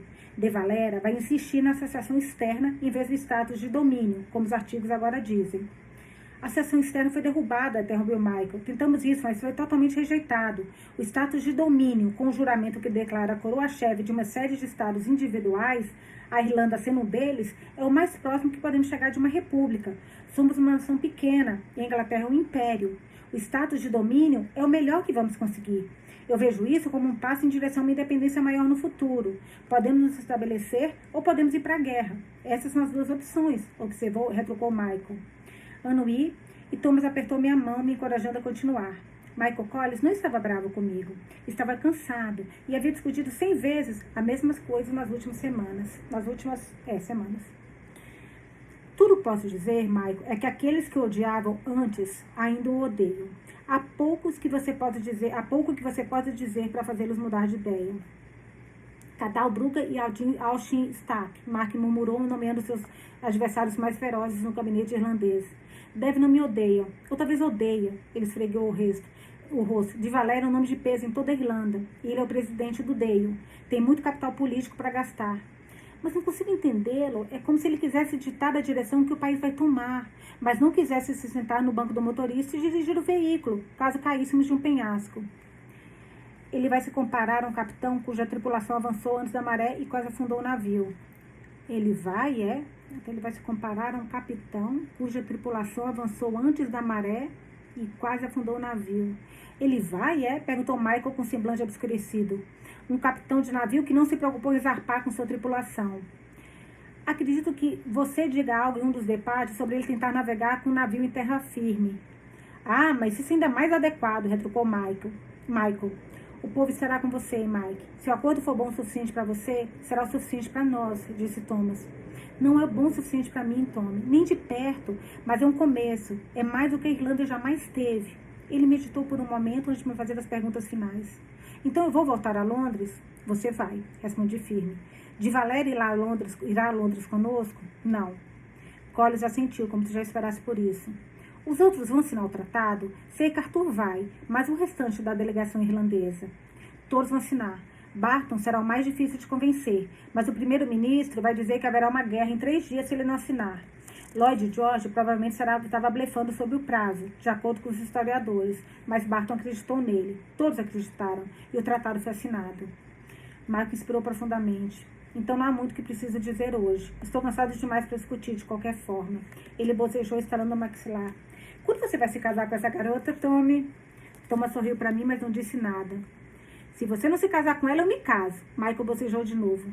Você já tem muitas mulheres para administrar, Sr. Collins. Princesa Mary, Kitty Kearney, Hazel, Lavery, Moyle Davis. Estou esquecendo alguém? Perguntei. As sobrancelhas dele se ergueram. Bom Deus, mulher, você é assustadora, ele sussurrou. Talvez seja melhor Kitty e eu marcarmos uma data. Ele ficou quieto por alguns segundos. Princesa Mary? Perguntou com a testa franzida em confusão. Acredito que a Contesa Markivex acuse você de ter um caso com a Princesa Mary durante as negociações do tratado, expliquei rindo. Jesus, ele gemeu, como se eu tivesse tempo. Obrigada pelo aviso. Paramos em frente à Mansion House de Dublin, a sede do parlamento irlandês. Era um belo edifício retangular com janelas imponentes que marcavam a parte exterior da clara e se estendiam de cada lado da entrada com o dossel. Havia uma multidão formada. Homens se alinhavam na parede à esquerda do prédio ou subiam nos postes para ter uma visão melhor. O lugar estava repleto de curiosos e pessoas bem relacionadas. Michael Collins colocou seu chapéu com firmeza na cabeça e saiu do carro. Vimos a imprensa se aglomerar e a multidão gritar quando ele foi visto. Mas ele não diminuiu o passo e não sorriu ao cruzar o pátio de paralelepípedo em direção à escada, com vários de seus homens atrás, agindo como guardas-costas. Reconheci Tom Cullen e Gerard O'Sullivan, do casamento dos Gresham. Ele também estava esperando da Laguerre, e nos seguiram de perto e quando viemos a Mansion House. Joe O'Reilly assinou para nós antes que todos fossem engolidos pela multidão. Michael Collins voltou a Londres, e Thomas e eu ficamos em Dublin sabendo que a delegação estaria de volta em breve. Mike retornou em 7 de dezembro. O pobre homem estivera em um barco e um trem por mais horas que na semana anterior. Ele e os outros foram recebidos por um comunicado à imprensa, em todos os jornais, afirmando que o presidente de Valera convocara uma reunião de emergência de todo o gabinete, diante da natureza do tratado proposto com a Grã-Bretanha, sinalizando ao povo que a paz era incerta e que o acordo que eles acabaram de assinar não tivera o seu apoio. Como havia feito ao menos alguns dias antes, Mike chegou a Dunlaghre e entrou com outra série de reuniões, desta vez com o governo irlandês dividido, sem descanso, sem trégua, sem pausa. Depois de longas discussões em sessões fechadas e do gabinete devotado por 4-3 a favor da União por trás do tratado, De Valera emitiu outra declaração à imprensa, afirmando que os termos do tratado conflitavam com os desejos da nação. Uma nação que ainda não tinha sido consultada e que ele não podia recomendar sua aceitação. Exatamente como ela falou, né? Isso foi apenas o começo. Em 8 de dezembro, Mike apareceu na porta de Thomas, em Mountjoy Square, parecendo perdido e em estado de choque. Thomas pediu que ele entrasse, mas ele simplesmente ficou lá, parado. Mal conseguiu levantar a cabeça, como se pensasse que as recriminações feitas por De Valera e outros membros do gabinete haviam transbordado e contaminado sua reputação, mesmo entre seus amigos. Uma mulher cuspiu em mim, Tommy, do lado de fora do Devlin's Pub. Ela me disse que eu traí meu país. Disse que por minha causa eles morreram por nada. Chama de Armada, Don Clark, James Connolly e todos os outros morreram em vão. Ela disse que eu os traí e todos os outros quando assinei o tratado. Juntei-me a Thomas na porta da frente e tentei fazer Michael entrar, assegurando-lhe que ele tinha feito o que podia. Mas ele se virou e desabou no degrau de cima em vez de entrar. Já estava escuro e os postes de rua estavam acesos, mas a noite estava fria. Eu trouxe um cobertor e o coloquei sobre seus ombros. E Thomas e eu sentamos no degrau ao seu lado, mantendo uma vigilância silenciosa em torno do seu coração partido. Quando ele de repente desabou de exaustão e angústia, deitando a cabeça nos braços como uma criança derrotada, ficamos com ele. Ele não me pediu respostas ou previsões. Não queria saber o que aconteceria depois ou o que ele deveria ter feito. Ele simplesmente chorou, os ombros sacudindo e as costas curvadas. Depois de um tempo, enxugou os olhos, levantou-se cansado e subiu na bicicleta. Thomas o seguiu, implorando que ele fosse para Carver Club no Natal, sem conseguir ir para Engorg ou para Garland ver Kitty. Michael agradeceu baixinho e assinou para mim, sem fazer promessas. Então saiu pedalando noite adentro, apenas dizendo que havia trabalho a ser feito. Acordei com um grito. E por um momento estava de volta a Manhattan, ouvindo o barulho dos carros de polícia e das ambulâncias, barulhos comuns da vida da cidade. A forma das sombras no quarto e os sons de Gaba e Gleb me tiraram da sonolência e me trouxeram a consciência. E eu me endireitei, o coração batendo forte, os ombros tremendo. Havíamos chegado em casa de Dublin depois do jantar, e Thomas já foi imediatamente chamado para ver um paciente. Euan estava irritado, Brigitte estava cansada, e eu coloquei o menino para dormir com uma história e alguns subornos. Então eu mesma caí na cama, preocupada, e peguei no sono pensando em Thomas e em sua agenda lotada. Saí correndo do meu quarto e subi escadas para ver Euan, identificando com a origem do grito. Encontrei Brigitte no corredor e ela hesitou, deixando-me assumir a frente. Euan estava se debatendo na cama, agitando os braços, o rosto molhado de lágrimas. Euan, eu disse sentando-me ao seu lado, acorde, você está tendo um pesadelo. Ele estava rígido e era difícil segurá-lo, seu pequeno corpo pressionado entre o sonho e a realidade. E eu sacudi, dizendo seu nome, dando tapinhas em suas bochechas geladas. Todo o seu corpo estava frio. Comecei a esfregar as mãos vigorosamente por seus membros trêmulos, tentando acordá-lo, aquecê-lo e acordá-lo. Ele costumava fazer isso quando era bem pequeno, disse Brigitte preocupada. Na maioria das vezes, não conseguimos acordá-lo. Ele se agitava e o espírito simplesmente o segurava até ele se acalmar. Euan deu outro grito de gelar o sangue, e Brigitte deu um passo para trás com as mãos nos ouvidos. Euan, insisti. Euan, onde você está? Está me ouvindo? Seus olhos se abriram. Está escuro, ele reclamou. Acenda a luz, Brigitte, por favor. Ela correu para fazer o que eu pedi. Doutor! Gritou Euan, seus olhos azuis percorrendo o quarto em busca de Thomas. Doutor, cadê você? Shhh! Euan, tentei acalmá-lo. Thomas ainda não voltou. Onde está o doutor? Perguntou soluçando. Ele não estava choramingando, estava chorando. Seus lamentos faziam meus olhos se encherem e derramarem. Ele vai voltar para casa logo, Euan. Nana está aqui. Eu estou aqui. Está tudo bem. Ele está na água, ele gemeu. Ele está na água. Não, Euan, não. Eu disse mesmo que meu coração tenha congelado e pesado no peito. Eu era culpada pelo pesadelo de Euan desta vez. Ele não tinha apenas me visto desaparecer, tinha visto Thomas desaparecer também. Depois de alguns minutos, o corpo de Euan ficou mais flexível, mas suas lágrimas continuavam caindo, enquanto ele soluçava com a convicção de um coração partido. Eu segurei bem perto, passando a mão em suas costas e acariciando seu cabelo. Você gostaria de uma história, Euan? Sussurrei, tentando persuadi-lo a sair do pesadelo e levá-lo ao conforto de acordar.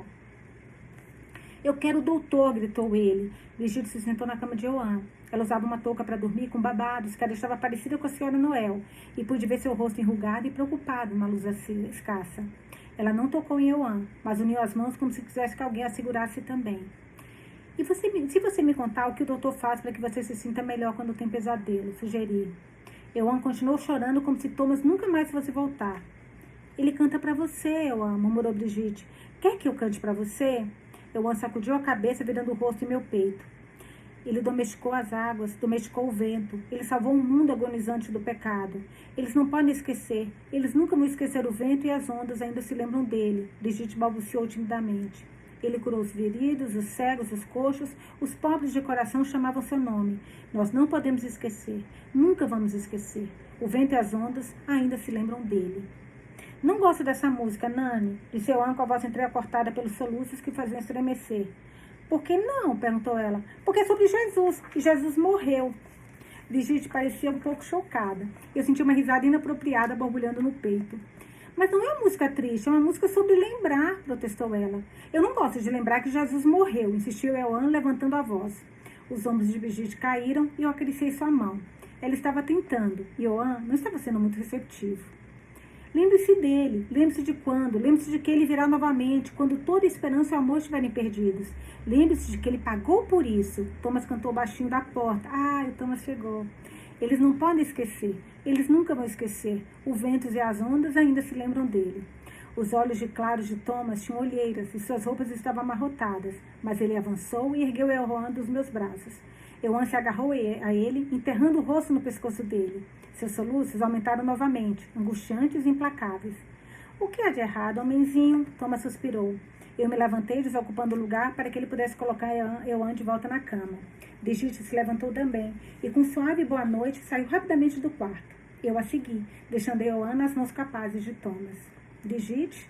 Ela se virou para mim com o rosto trágico, a boca apertada. Você está bem? Eu perguntei. Ela sentiu rapidamente, mas eu percebi que estava lutando para manter a compostura.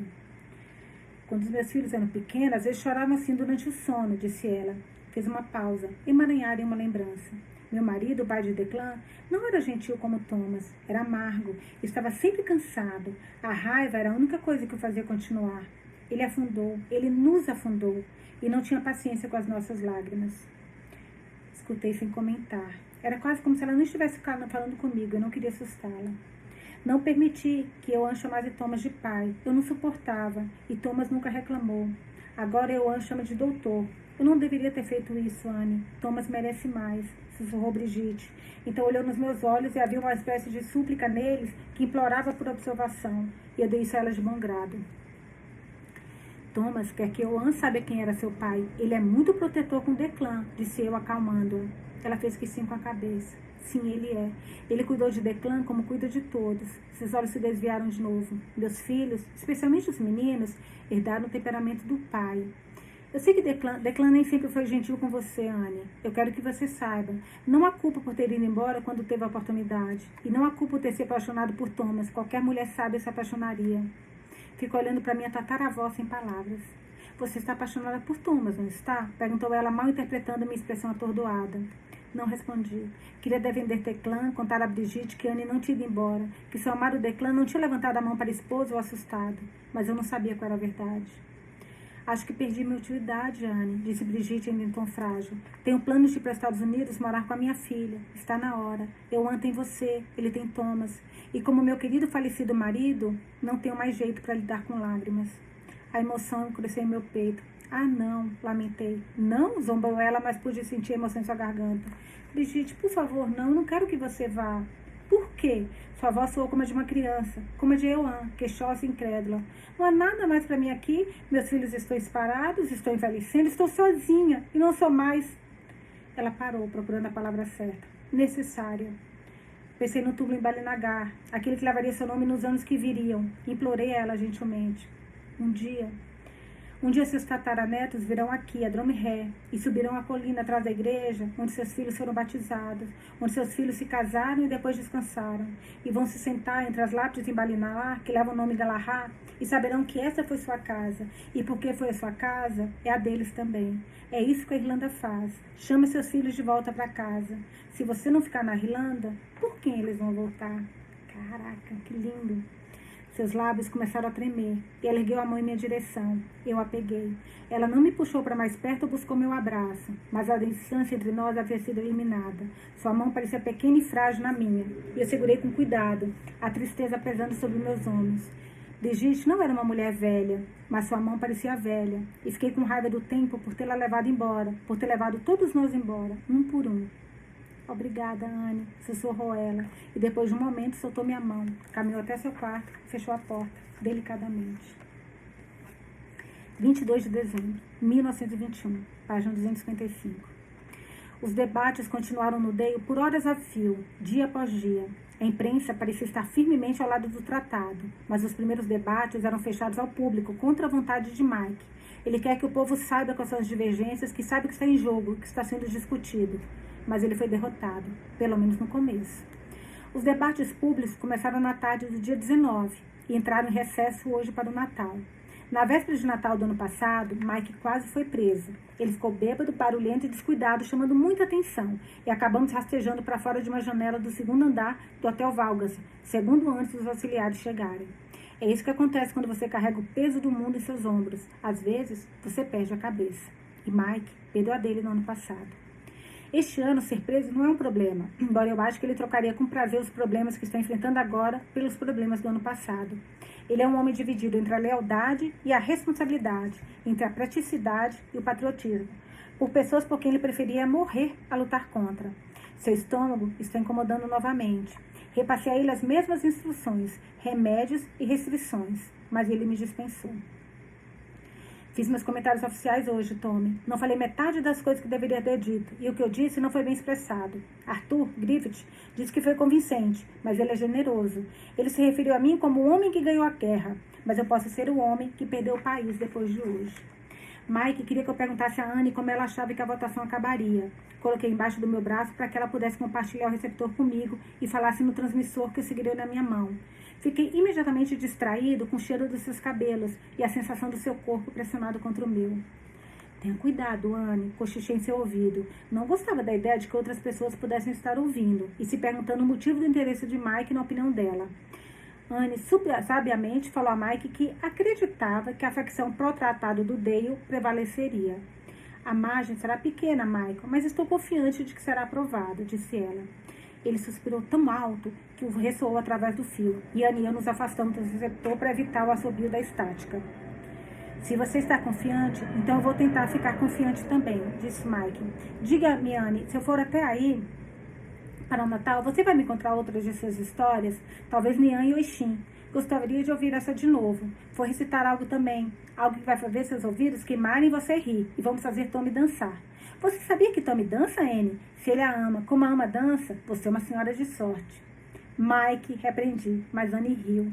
O suor era quente e ondulante, e eu beijei a lateral do seu pescoço, incapaz de me conter. Grato por Mike estar rindo também, por sua atenção ter diminuído por um momento. Anne prometeu a Mike que se ele realmente viesse, haveria histórias, comida, descanso e dança. Ela me beliscou enquanto disse dança. Eu havia mostrado a ela minhas habilidades de dança um dia na chuva, e depois a beijaram no celeiro. Posso levar Joe Willie? Perguntou Mike. E talvez um homem para ser meu guarda-costas, para que o pobre Joe possa relaxar um pouco? Anne garantiu que ele poderia levar quem quisesse, até a princesa Mary. Ele riu novamente, mas hesitou antes de desligar. Tommy, eu agradeço por isso, murmurou ele. Eu iria para casa, mas você sabe que o Old Food se foi e eu preciso sair de Dublin um pouco. Eu sei, Mike. E há quanto tempo eu imploro que você venha? No ano passado, Mike não se atreveu a ir a Cork no Natal. Teria sido muito fácil os Sons vigiarem sua família para atacá-lo e prendê-lo. Este ano ele nem sequer tem uma casa para onde voltar. Há 8 meses, os Tans incendiaram Woodfield, a casa de infância de Mike, e jogaram seu irmão Johnny na prisão. A fazenda Collis está toda queimada. A saúde de Johnny piorou e o restante da família está espalhada por Clonotic, no condado de Cork. Mike carrega este fardo também. Anne ficou muito quieta com a menção da casa de Mike em Cork. Quando desliguei o receptor, seu sorriso havia se deformado, embora ela tenha feito o possível para mantê-lo no lugar. Seus olhos verdes estavam brilhando como se ela quisesse chorar, mas não quisesse que eu visse. Ela saiu às pressas da sala, murmurando uma desculpa sobre a hora de dormir, e eu a deixei ir, mas consigo ver através dela. Eu vejo através dela agora como vi no lago, no dia em que tudo ficou claro. Há coisas que ela não me contou. Ela está me protegendo do que sabe. Eu deveria insistir para ela me contar tudo, para que eu possa ajudá-la a carregar o peso do que está por vir. Mas Deus me ajude. Eu não quero saber. PS. Lemos até a página 257. Amanhã a gente volta para mais uma leitura do Que o Vento Sussurra. Caraca, gente. Hoje a gente teve um pouco mais de romance, mas eu acho interessante essa história do Que o Vento Sussurra, que o romance é o pano de fundo, né? Você vê que o principal é a história da Irlanda. E eu tô apaixonada. Espero que vocês também contem-me o que vocês estão achando da história e do episódio de hoje. Beijos e até amanhã.